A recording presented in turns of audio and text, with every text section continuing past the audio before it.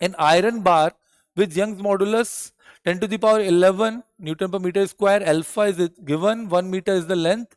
Area of cross section is 10 to the power minus 3 meter square. Is heated from 0 to 100 degrees Celsius without being allowed to bend or expand. Find the compressive force developed inside the bar. ठीक है, तो compressive force आपके पास develop हुआ इसके अंदर. तो फिर से देख लेते हैं.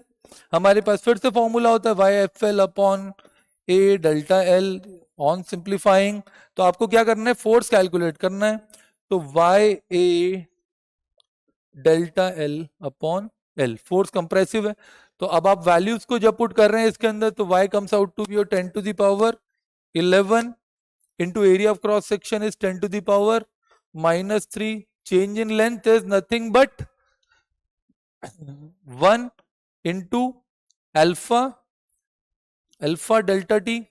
तो इसको मैं क्या लिख रहा हूं, अल्फा इज नथिंग बट यहां पर आपके पास कितना हो गया 10 to the power minus 6 into 100 divided by 1.